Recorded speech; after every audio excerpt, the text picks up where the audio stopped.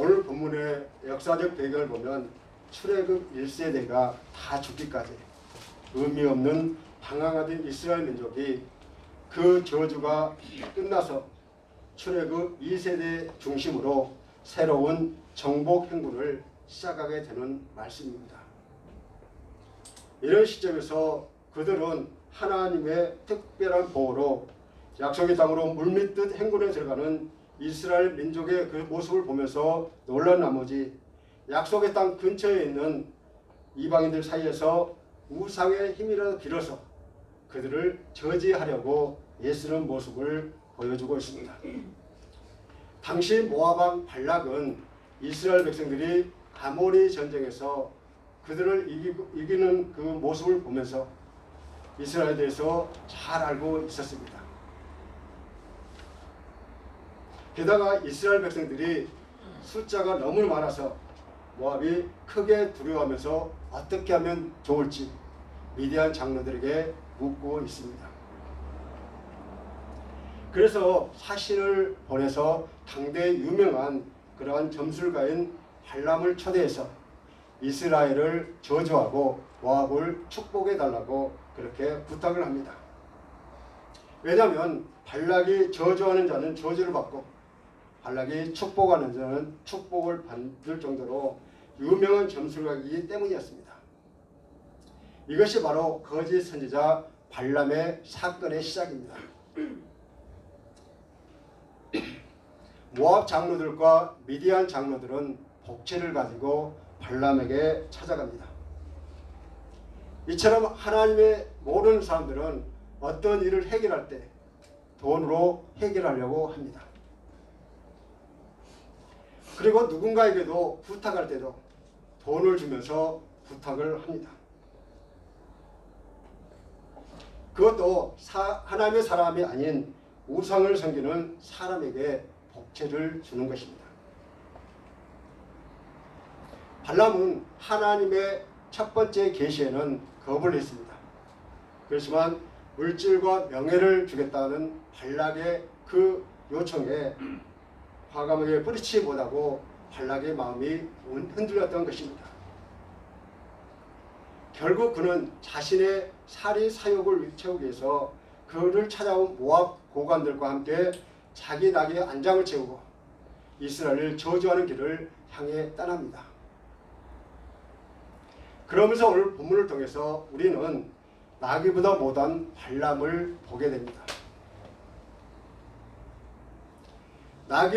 나귀가 알아본 하나님의 사자를 선지자 발람은 그 하나님의 사자를 알아보지 못했다는 것이죠.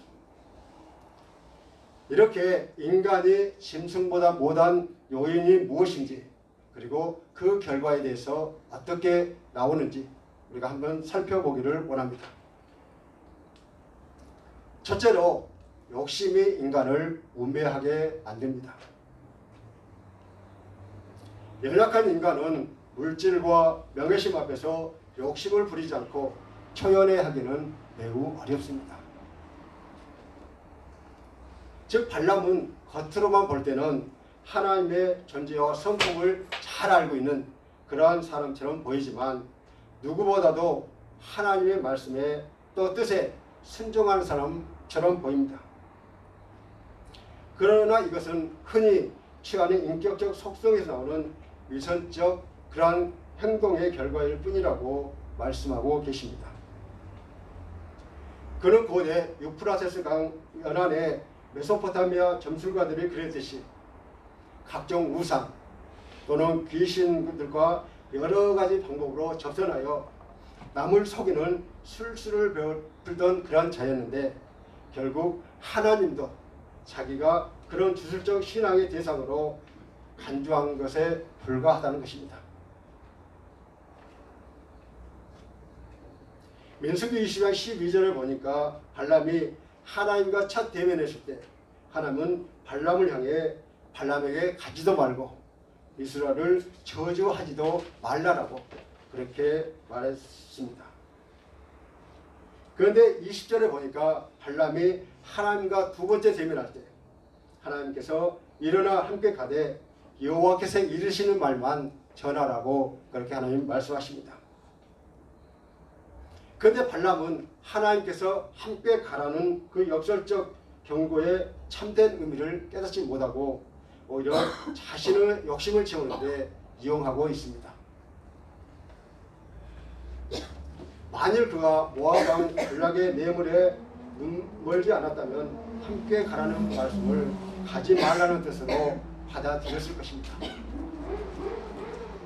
그리고 오늘 본문 22절에서 세면째 대변의 배경에서 길을 나서는 발람을 향해 하나님의 진노하셨다는 것을 말하고 있습니다. 본문 22절 전반부를 다 같이 읽겠습니다. 시작. 그가 감으로 말미암아 하나님이 진노하심으로 여호와의 사자가 그를 막으려고 길에 서니라. 아멘. 그가 감으로 말미암아 하나님이 진노하셨어요. 왜 하나님이 모압 땅으로 가라고 하셨고서는 뒤이어가는 발람을 향해 진노하셨을까요? 하나님이 이랬다 저랬다 하시는 분이실까요? 아닙니다. 하나님은 일관된 분이십니다. 그 이유는 이미 발락이 제시한 재물과 권력의 마음이 완전히 사로잡혀 복체의 유혹 앞에서 이성을 상실한 채 자신의 내면에는 탐욕이 꿈틀거리게 되었습니다. 그 결과 그의 마음이 죄에 이끌리고 죄에 사로잡히며 죄의 지배 아래서 죄의 열매를 맺으려고 하기 때문이었습니다. 그렇다면 두 번째 대면에서 하나님이 발람에게 가라고 한 것은 그가 액면 그대로 받아들여서는 안 되는 것이었습니다. 결국 그의 모압행은 자신의 범죄 의지에 맞춰 하나님의 말씀을 왜곡해서 해석한 데서 비롯된 것으로 이것은 진리의 주관자신 하나님을 진로를 사는 그런 원인이 되었던 것이죠. 그래서 여호와의 사자가 그를 막으려고 길에 섰던 것입니다.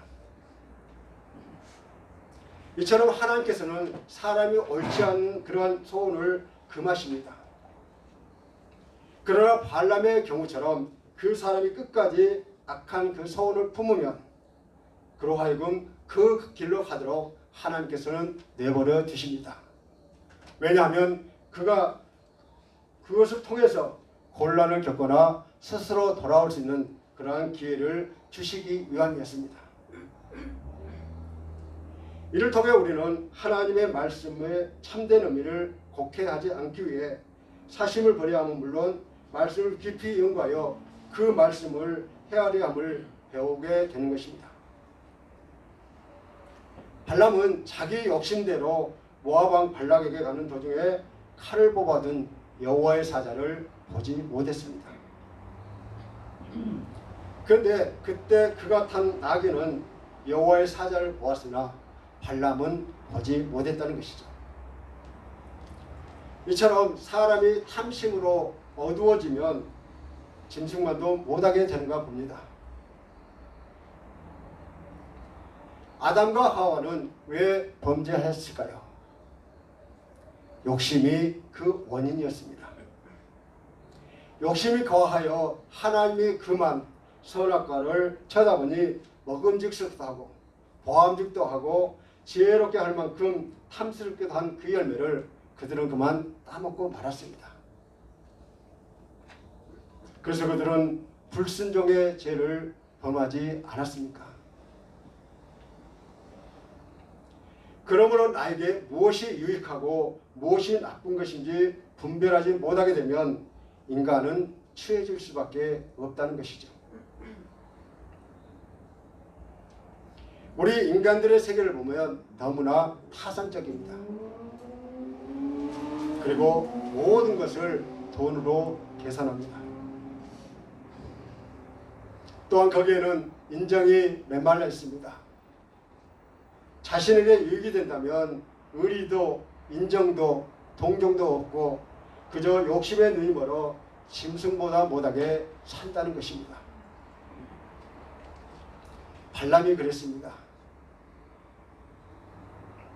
그는 돈에 유혹당하고 명예에 유혹당하면서 그랬던 길로 가려고 했어요. 여러분, 혹시 저와 여러분의 눈은 욕심으로 가리워져 있지 않습니까?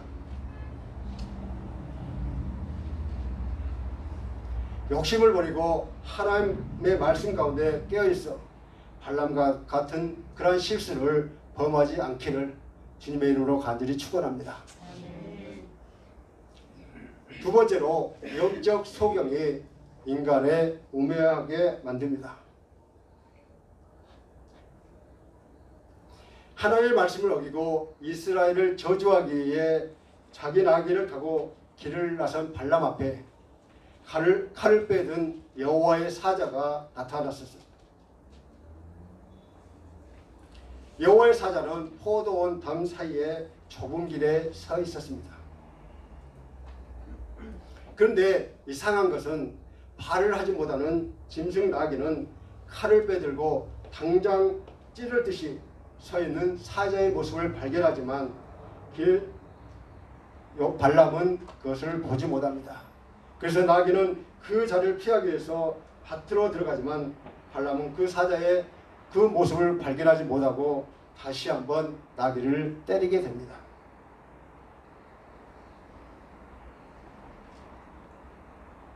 그렇습니다. 세상에 욕심으로 가득 찼는 여호와 하나님의 절대 주권을 인정하지 않는, 그리고 힘이 부패한 죄인들의 눈에는 정녕 살아계신 하나님이 보이지 않습니다.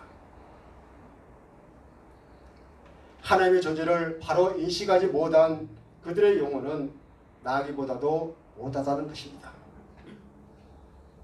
그렇기 때문에 노아 시대의 사람들도 소돔성 사람들도 하나님을 보지 못했던 것입니다. 오늘날 우리들도 그리스도를 그 마음에 영접하지 않고 인본주의, 이성주의, 그리고 세속주의에 눈멀어 있는 현대인들 역시 하나님을 볼 수 없다는 것이죠. 본문 23절을 다 같이 읽겠습니다. 시작. 나귀가 여호와의 사자가 칼을 빼어 손에 들고 길에 선 것을 보고 길에서 벗어나 밭으로 들어간지라. 발람이 나귀를 길로 돌이키려고 채찍질하니. 아멘. 하나님께서 우리의 눈을 열으시고 깨닫는 마음을 허락해 주시지 않는다면 우리는 하나님은커녕 천사도 볼 수 없다는 것이죠. 사실 보잘것없고 미천한 그 짐승인 나귀가 하나님의 사자를 볼 수 있었던 반면에 초자연적인 세계와 교통한다고 자부하는 당대의 최대의 점술가인 발람이 하나님의 사자를 보지 못했다는 것입니다. 오히려 천사를 보고 무서워하는 나귀의 행동을 이해하지 못한 발람은 나귀에게 다시 채찍질을 합니다. 본문 25절을 다 같이 읽겠습니다. 시작. 나귀가 여호와의 사자를 보고 몸을 담에 대고 발람의 발을 그 담에 짓누르며 발람이 다시 채찍질하고. 아멘. 포도원 좁은 길에서 또 나귀는 그 여호와의 사자를 보고 피하다가 발람의 발을 담에다 짓이기게 했습니다. 얼마나 아팠을까요? 그래서 발람은 또 나귀를 때립니다. 그는 지금 벌이고 있는 모든 현상이 나귀의 잘못된 행동의 탓으로 돌리고 있습니다. 영안이 어두운 발람은 나귀와 몸부림쳐서 자신을 상하게 하는 데에만 분노했을 뿐 그 나귀의 행동 배후에서 섭리하시는 하나님의 손길을 전혀 깨닫지 못했던 것입니다.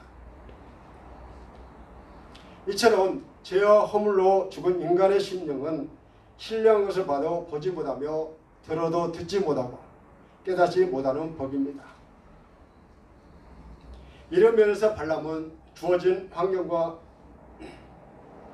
고난만을 원망할 뿐 그것을 통해 선한 곳으로 인도하시려는 하나님의 의도를 파악하지 못하는 많은 사람들의 표본이 되고 있습니다. 이런 어리석은 일들이 오늘날에도 우리 주변에서 쉽게 찾아볼 수 있습니다. 실로 신령한 영안으로 보면 하나님의 간섭이 곳곳에서 가지각색으로 우리에게 나타나고 있는데도 세상 사람들은 자연적인 현상으로 또는 인간의 지혜와 과학의 부족 그리고 운이 없었다고 그렇게 돌리고 있습니다. 그리고는 발람이 채찍질하듯이 인간의 노력을 최대한을 동원하여 그 난관을 극복하려고 애쓰고 있습니다. 이는 분명 그 사건 배후에 계시는 하나님의 뜻을 깨닫지 못하는 어리석은 행동이라는 것입니다.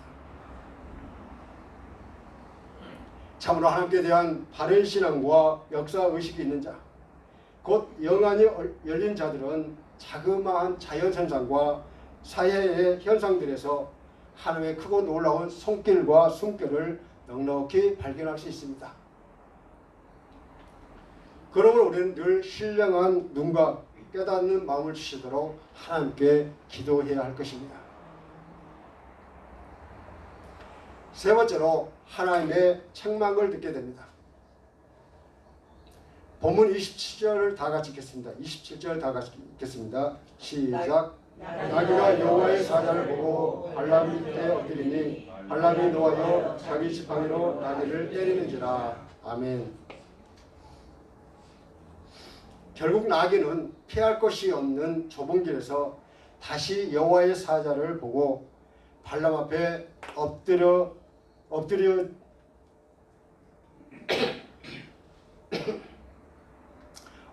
가지 않자 발람은 화를 다시 내며 다시 자기 지팡이로 나귀를 때립니다.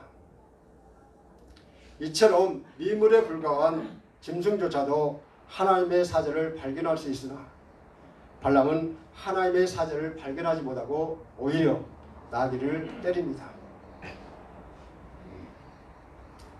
결국 양심이 탐욕으로 물들어 있고 영적인 우매한 결과가 아무것도 볼 수도 없고 깨달을 수 없게 되어 하나님의 뜻을 거역하는 발람에게 하나님은 나귀의 입을 열어 발람을 책망하게 됩니다.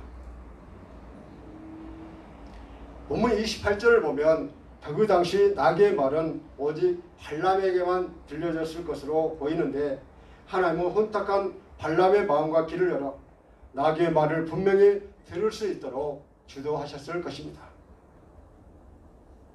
특별히 여호와의 사자가 직접 발람을 책망하지 않고 나귀로 하여금 발람을 책망하도록 한 이유는 복술과 노새의 자만에 빠져있는 발람에게 그의 영적인 통찰력이 한낱 미문인 나귀의 그것에도 미치지 못하는 사실을 생생하게 깨우쳐 줌으로써 그가 하나님 앞에서 얼마나 무능한 존재인가를 보여주려 함이었습니다.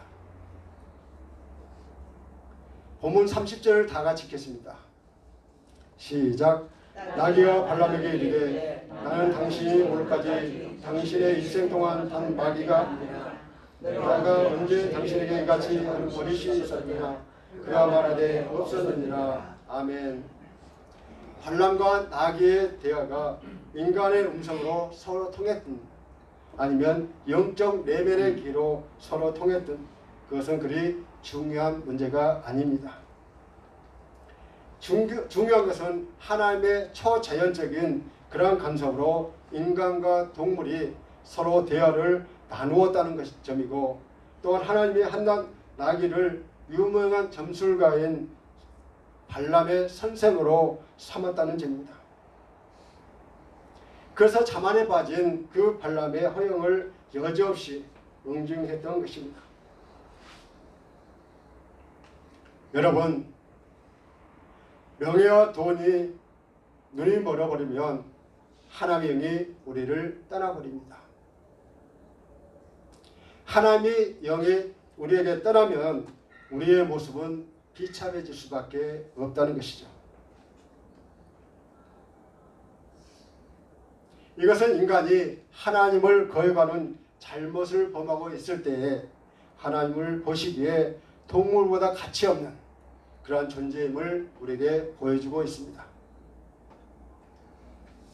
본문 31절에서 하나님이 발람의 어두워졌던 영의 눈, 곧 영적인 인지 능력을 밝히셨습니다.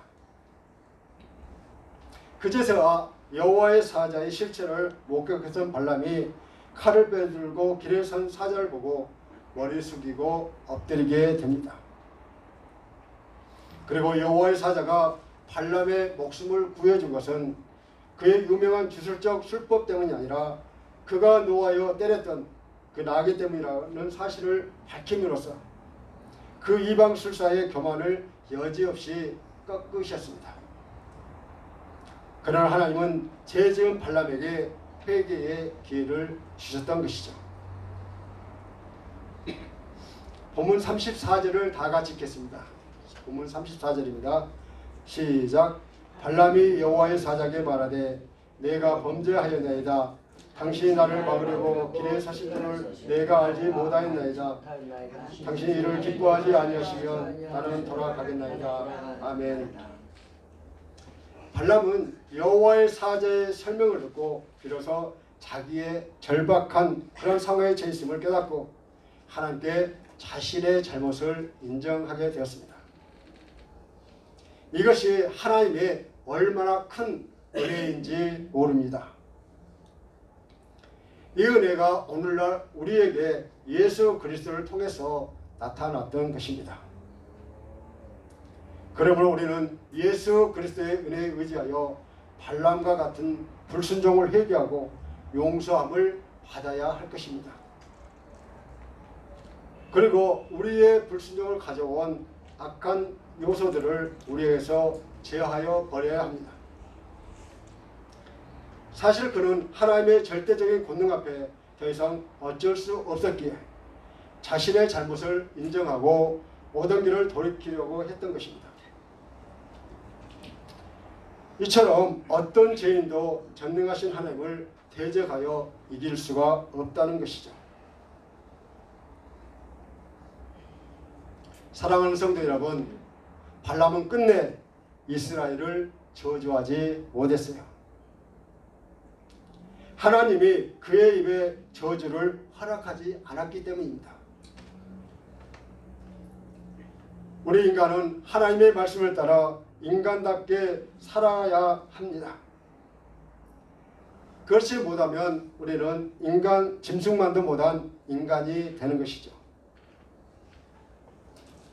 우리의 삶 속에는 육신의 정욕, 이생의 자랑, 안목의 정욕 등 세상의 유혹과 하나님의 뜻에 어긋나는 수많은 육체적 소욕들이 있는데 하나님의 능력으로 인하여 이것들을 과감하게 물리쳐야 합니다. 짐승보다 인간이 된다면 하나님 앞에 너무나도 부끄럽지 않겠습니까? 진실되게 살아 하나님께 영광을 드러내는 하나님의 자녀들이 되시기를 바랍니다. 말씀을 맺겠습니다. 한낱 미물에 불과한 나귀에게 보였던 여호와의 사자가 영계에 관여하는 점술과 발람에게 보이지 않았던 사실은 매우 아이러니컬합니다. 그러나 이것이 욕심과 죄악으로 눈이 가려진 사악한 인간의 일반적인 상태입니다. 실로 영의 눈이 가려워진 자들은 하나님을 볼 수 없을 뿐만 아니라 그 뜻도 깨닫지 못하고 저항하게 됩니다. 물론 결국에는 하나님 앞에 무릎을 꿇게 될 것입니다. 따라서 우리는 강압적으로 하나님 앞에 무릎 꿇기 전에 죄와 욕심으로 가려진 우리의 눈을 열어 주의 기이한 법도와 참 복된 길을 보게 해달라고 겸손히 무릎 꿇도록 해야 하겠습니다. 이런 은혜가 저와 여러분에게 함께 하시기를 주님의 이름으로 간절히 축원합니다. 이 시간 나의 눈은 죄와 욕심으로 가려워 있지 않은지 잠시 묵상하시겠습니다.